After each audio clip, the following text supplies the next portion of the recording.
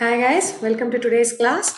Today we are going to see concept of economic growth and its measurement under general economics category. All right. Now, first we will understand what is economic growth because we always talk about economic growth, development and all those things, right?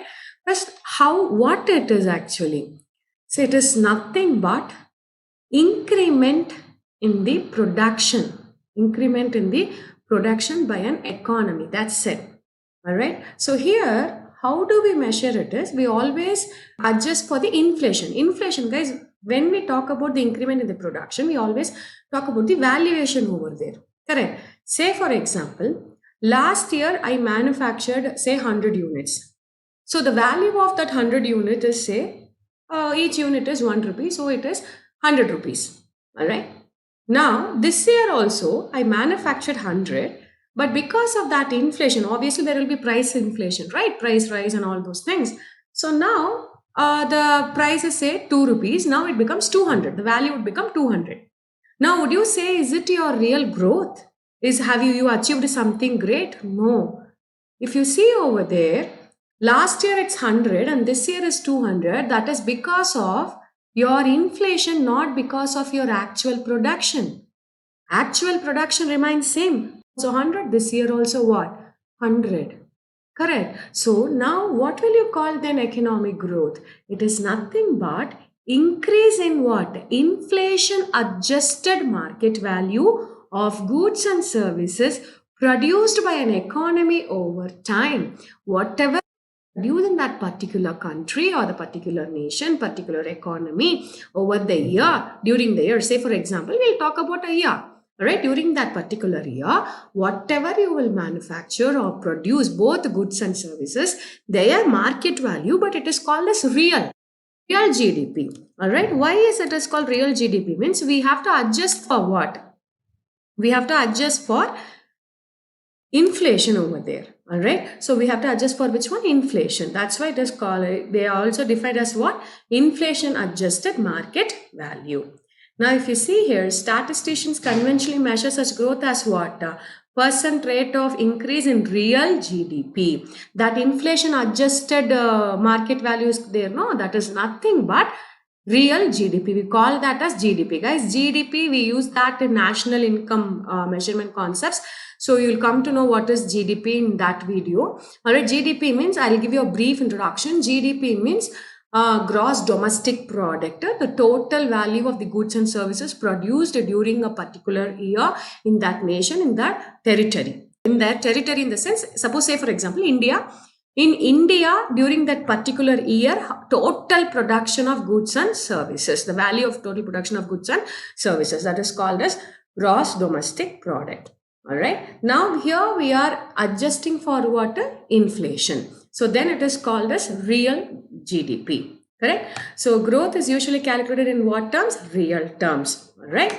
Now, measurement of economic growth uses what? National income accounting. That's what I already told you, because this GDP concept is coming under your national income. Growth also we always compare with which one? GDP only. So it is a part of, you can say that economic growth is a concept or is a part of or a component of your national income accounting. Okay, so we compare, usually how we will compare is the ratio of GDP with the other countries. GDP with the other countries, we will compare growth rates, whether India, what is the growth rate of India, what is the growth rate of USA, we'll compare with the other countries ka GDP. Now here GDP, we also will talk about one more comparison will also happen, that is on per capita. All right, per capita. What is meant by per capita? I think I have explained this in the earlier videos also. Per capita income means the total income divided by the total number of population in the particular country. All right. Here, if we talk about then GDP divided by the population, then it will give us per capita GDP. All right. Per person, average per person we are talking about. Right. So here, the rate of economic growth refers to what? Geometrical annual rate of growth in GDP between first year and the last year over a period of time. It is very simple. Guys, when we talk about growth rate, last year how much it was, this year how much it was, that's it. All right, so measuring that, how we are going to measure, that is what we are going to study in this video. So the concept is, it is very simple. So here economic growth means what? how your production has improved, how much it has been increased. So that is called as economic growth. In simple language, if I want to put it, how much your production of goods and services, what is the value of them, inflation adjusted, again I repeat, how much it has improved, how much it has increased, what is your growth rate. That's it. Then that is called economic growth. All right. Now, what are the characteristics of economic growth? When you call something, your economy is growing, or when you call it as, okay, this economy is good, it is showing some growth prospects. So for that, we have so many indicators, or we have so many characteristics, but here I have given, Professor Simon, who has given 6 characteristics. He has given 6, he has analyzed and various concepts regarding this economic growth, and he has given 6 characteristics of modern economic growth. All right. And he's a Nobel laureate. So according to him, what he says is economic growth, high rates of growth of per capita income and population. What he says, yes, in an economy, the per capita income will be what? Increasing. Income will be high rates. All right. So there will be a growth rate in what? Per capita income, and also there will be increase in what? Population. Then high rates of increase in what? Total factor productivity. TFP means total factor productivity. Guys, it is nothing but production. Each factor means, I hope we would have in the earlier videos, we would have seen factors of production, right? So that is what he is talking about. Factor productivity will increase. That means he is talking about the efficiency of the labor over here, efficiency of your capital. Capital can be anything. Factors can be anything, right? We have seen 4 main factors of production, right? In the earlier videos, we have seen that land, labor, capital, and organization, right? So what he's telling, the efficiency of such factors are improving. It is showing very good prospects. That is what he's telling, all right? Next one, high rates of structural transformation. Yes, he's talking about, economic policies and, infrastructural changes, and the country itself is undergoing what? So much transformation. So you can visibly see that in the particular economy where the economy is growing. And high rates of social and ideological transformation. Yes, social, cultures may change, customs may change, and it may be easily adaptable, which is very good for your economic growth. And ideology may change. So far you may be in very restricted economy, but now you are liberalized. Even India, if you take it till before 1991 or 90s, we were very much closed economy, but after that, when we went for the economy reforms, we were liberalized, we went for globalization. So ideas has changed, and even now the culture is also slowly changing. Society is also changing. So there you can see various changes in your entire system itself. All right. Next, international economic outreach. Yes, you will go global. You will try to, reach the outside world. You try to export. You try to make sure that you are also contributing to the world's GDP. All right. So international economic outreach will be there, and limited spread of economic growth. Yes. So that will be there. So limited spread of economic growth means our growth will be limited when it compares to what? The world, but still we will be spreading it out.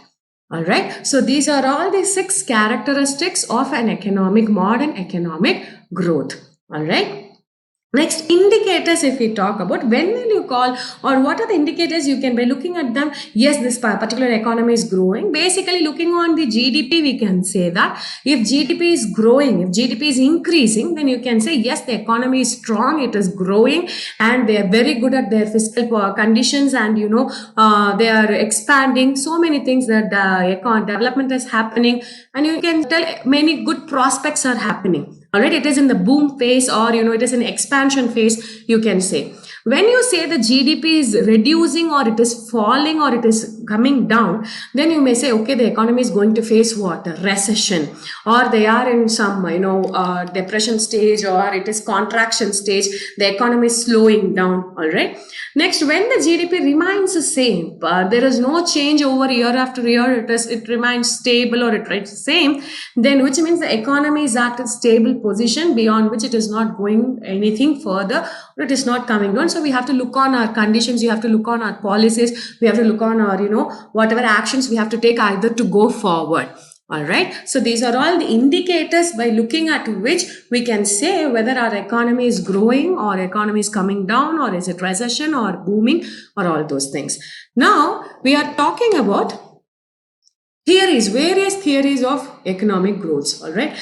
If you see, there are classical theory, neoclassical theory, and modern theories. All right, so we will discuss here classical and neoclassical in our lecture, guys. It is just for your understanding how this economic growth, measurements or these concepts have changed from the classical era to now. That is what we are going to see now. When we talk about classical theories, it was proposed by our various profound, economists like Adam Smith, Thomas Malthus, and David Ricardo. All right, so these people have, followed this. These people have emphasized that the economic growth is, based on, population, or based on, when the population increases, economic growth will decrease. So these people believed. So this is called as classical theory. Basically, it happened during the Industrial Revolution. All right, when there was Industrial Revolution in Great Britain, at that time, this theory emerged, and what happened? Adam Smith has explained that yes, the economic growth will keep on increasing, but what happens at certain point of time, once the population started increasing, your economic growth will come to an end. With increase in the population, your economic growth will come to an end. Now you may find it, what is the connection between population and the economic growth? Guys, understand, because your resources are limited. Your resources are limited. It doesn't mean that you have infinite resources with you. No, your resources are limited. So with the resources limited, and when your population is keep on growing, then at that time what will happen? Your per capita will keep on decreasing. Correct. Because your resources, with that resources only you have to produce. No, with that resources are limited. With that limited resources, you can manufacture only certain things. When you can produce, you can contribute to only certain extent. But if your population is keep on increasing, now tell me whether will that be equal? Will that satisfy your increasing population? The answer is no. So definitely your economic growth, what will happen? It will come to an end, or your growth will decrease. That is what they say. But there are certain contradictions to this theory. Because see, guys, whenever there is a growth is there, technology may improve. Correct? Though resources are limited, but we may find what alternate resources. We may go for imports. We may go for exports, and we may technology may improve. All right, technology may improve. We can go for globalization. So many things are there. All right, it doesn't mean that when population keep on increasing, our economic growth may come down, or it will come to an end. No, because technology is always there to back up for us to go on. Right. So this is the basis they have made. See, understand, when the Industrial Revolution happened at that time, these guys have told me that it was in the 1819s. All right. So in that time, they told that because with the finite resources, we don't have infinite, we have limited resources. With that limited resources, if your population keep on increasing, then your economic growth will come down. This is the crux of that classical theory. Then when slowly after that, we moved on to neoclassical theories, where, Keynes, or, James Keynes, or, Savlos, so many people have come and they have contributed their theories to this neoclassical era. So in that, basically, there are exogenous and endogenous growth model. Exogenous means your growth depends on the factors which is outside your country, basically. Endogenous means it is totally within the nation, within the economy. So you concentrate more on your own resources, within your stuff, within yourself, and then you try to grow within whatever you have. That is called endogenous. Exogenous means the factors will be outside. All right, your growth factors will be outside. Based on that improving, based on using that, your growth may come. So that is called exogenous model. All right, neoclassical economists always talk about exogenous and endogenous growth model. Now, when we talk about that neoclassical, here I have covered two theories for you. One is Solow and Son growth model. Okay, this is coming under the neoclassical era, and it was given by Robert Solow and Trevor Seven. All right, so what is the important point here is these guys talked about long run. These guys talked about long run economic growth in 1956 itself. All right, long run, how it will work, or how your economic growth would be. All right.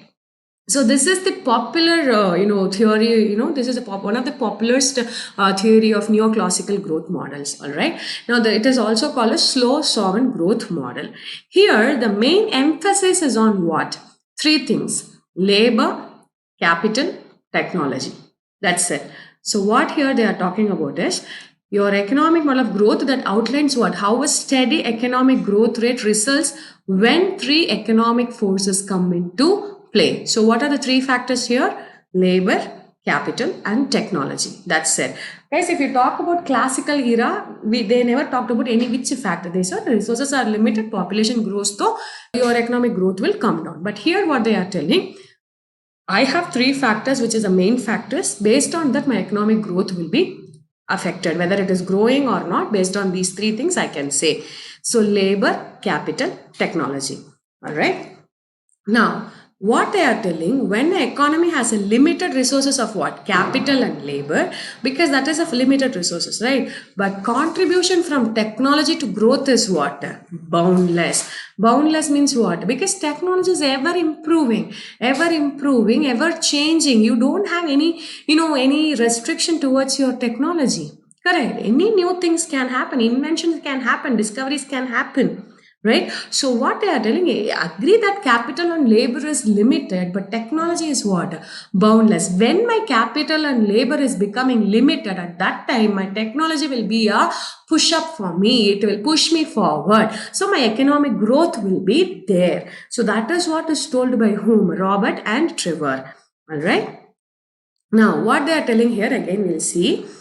See, neoclassical growth model claims that what? Capital accumulation in an economy and how people make use of it, it is important for determining economic growth. Now, what is meant by capital for accumulation?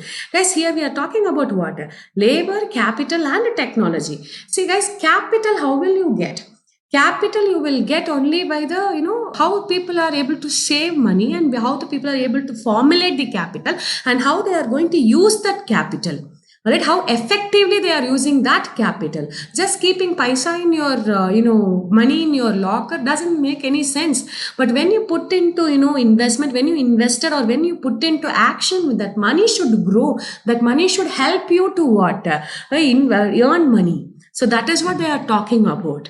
All right. So now it talks about the relationship between what and what? Capital, labor in an economy determines its total output. All right. See here, the theory states that what? Technology augments labor productivity, increasing the total output through increased efficiency of labor. So here, my technology will help me to improve my efficiency, will help me to increase my productivity. So that is why here the production function is nothing but it's technology is infinite. So technology, I'm keeping it outside, and it is a function of what? Capital and labor. So Y is nothing but your GDP, A is nothing but your technology, and it's a function of capital and labor. So that this is a theory given by whom? Robert and Trevor. So it is called a Solo-Swan growth model. All right. Next one, under the neoclassical theory itself, one more famous theory is Harder-Doman model. So again, it is a type of neoclassical model only. What he is telling is, it is similar to your, previous theory. But here, what he talks about here is, instead of labor capital, he is talking about savings and capital. He's talking about what? Savings and capital. So what he is telling, this growth rate depends on what? Savings rate. Growth rate depends on what? Savings rate. So theory places a large emphasis on what? Increasing domestic savings. Why we are talking about savings here, guys? You may understand what is the relationship between savings and the growth. Guys, understand in the previous theory, we talked about capital, right? How you get that capital?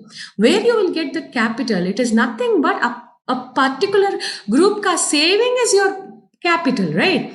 So say for example, it is not that everybody has everything. No. If I have an idea, but I may not have money, I may not have a capital in my hand to invest or to start my idea, to conceive my idea. But somebody else may be having money, but they don't have any idea. They don't have any purpose for that money. They keep that money idle. Right now, what happens over there? That money sitting idle, nothing, it is no use. So what they will do, when an economy is trying to pull all those savings and mobilize all those savings, and when they can mobilize all those things and invest in a particular manner, in an efficient manner, definitely they can generate what? A revenue out of that savings, right? So then your growth depends on what? Basically savings, na? So that is what I am telling here. So see here, savings provide necessary funds to what? Finance investment. Yes. So if this investments which creates what? Further growth. Guys, understand, when you keep 100 rupees just in your simple locker, it doesn't give you anything. But unless you do something out of it, when you buy a product and when you sell a product at a profit of 120 rupees, that 100 rupees converted into 120 and you got a profit of how much? 20 rupees. So that money earned you the money. So it is nothing but growth. Right, that is what they are telling. So when you keep it idle, nothing of no, it is of no use. So when you put it in a savings mode, when you give it in a, and that savings should be, it should be mobilized efficiently. It should be utilized efficiently. You should form the capital over there. You should accumulate the capital. Capital should be invested efficiently to see what? Your economic growth. So this in Asia, this was the important factor for their economic growth in recent times. All right, now it depends on how efficient the investment is. That is what I was telling. But at the same time, if too much of saving is also not good, guys. Why? Because I'll tell you, this is a vicious cycle, guys. Understand? Guys, when you earn, you have two things you will do. Either you will spend or you will save. Because when you have a revenue, either you will spend or you will save. When you spend entirely, what will happen? You don't have a savings. You spend, you keep on demanding more and more. When you spend, means you are demanding more. All right. So what will happen when you demand more and more? When there is no savings, and when there is no savings, though the capital formation also will be less. All right. And because of that, the production cannot be expanded further. Right. So the production will be the same, but demand is more. So because of that, price will increase. Inflation will pitch in. But when you save too much of saving, you will not spend. What will happen? Savings will be there. All right. So capital will be there. Production houses may produce, but nobody is buying though. What is the point of production? What is the point of producing when nobody is interested in buying those products? Then again, it is a problem. So always there should be a proper ratio of what? Savings and consumption. Always there should be a proper ratio. Too much of saving is also not good and too much of consumption is also not good. So it should be a proper ratio. All right. Now he has proposed that rate of economic growth is dependent on what? Savings ratio, marginal efficiency of capital minus capital depreciation. Savings ratio we know. MEC, marginal efficiency of capital, is nothing but the rate of return you are expecting, guys. All right. The rate of return you are expecting, return on investments at a particular point of time. All right. Say for example, guys, understand. Suppose if I borrow money, that is my capital. I borrow money at say 3%. Okay. Now, when I invest in an activity, yeah, that is my capital. Cost of capital is what? 3%. When I invest in an activity, at least I should get minimum how much return? 3%, because that is my cost of capital. That is what it is talked by, which? Marginal efficiency of capital. All right. The minimum rate of return on my investment I'm expecting, no, because that should match with my cost of capital. At least it should match with what? Cost of capital. So marginal efficiency, that is called marginal efficiency of capital. How much your capital is going to give it to you. If you invest, how much it is going to, how efficiently it is going to give it back to you. That is called marginal efficiency of capital. So savings ratio and marginal efficiency of capital and capital debt, that is reduction in the value. So minus capital depreciation. There is a formula for this. Rate of economic growth is nothing but level of savings divided by capital output ratio. So this is given by Harder-Dahmer. All right. This is one model of your economic growth. Next, how do we measure the economic growth? Guys, I already told you it is nothing but how much is your GDP last year to this year. That is what. In the first slide itself, I told you. It is nothing but previous year is so much, this year is so much. What is your economic growth? That's it. Correct? It is a percentage. It is nothing but a growth in your real GDP. right? Now there are various methods, but the most common way to measure is your real GDP, right? And GDP, I told you, value of your goods and services produced in our economy during a particular point of time. That's it. All right. Now, if I want to put it in a formula method, then what would be the formula? Real GDP in the current year minus real GDP in the previous year divided by real GDP in the previous year. Guys, this usually you would have done in how much increment happened. That is like a new one minus old one divided by old one will give you how much growth you have. The same way we have to do to find out the growth of real GDP. Here I have given you an example. See here, current year it is $8.4 trillion and real GDP in the previous year was 8 trillion. And then the growth rate would be how much? It is nothing but 8.4. This is new one minus old one divided by old one into 100%. If I put 5% as my economic growth rate. That's it. So this way, by using your GDP concept, you can measure your economic growth. Again, when I talk about GDP, I have to use only real GDP because GDP will be valued at market prices. You will study in our national income videos also, guys. There are various GDP at market price, GDP at factor price, GDP at constant prices, real GDP, all those things. Why we are talking about real GDP is we have to adjust always for what? Inflation. I already explained you with an example. All right. I hope you understood how to calculate your economic growth by using this formula. Next, another thing also you can, based on per capita also you can check whether you have grown, what is the growth rate. So per capita real GDP is equal to, again, the real GDP divided by the population. It is nothing but per person, average. I'm taking out what? Average. That's it. So this is called per capita GDP. All right. So real GDP divided by total number of population. Yeah. Now this rule 72, what does it mean? Guys, sometimes they'll ask you how many years it would take for you to double the rate of current GDP. All right, how many years it would take for you to double the current GDP rate. All right, now for that we will use straight away, we can use which rule? Rule 72. Well, how you have to use it? 72 divided by growth rate. Current growth rate, it will give you in how many years you can double this current growth rate. For example, suppose currently if a country has 4% annual growth rate, then how many years it will take for the country to double the same? All right. Now what I'll do, 72 divided by 4%. If I put how much it is, 18 years it will take for the country to double its economic growth, which means 8%. Double means what? 8%, right? Now it has 4%. Now if you want your GDP to double, how many years it will take for you to do that? To find out, we follow the rule 72. It is very simple. 72 divided by the current real GDP. It will give you your number of years in which you can double your current economic growth rate. Right? So again, I repeat, guys, rule 72, why we are doing it is just a small concept, numerical concept.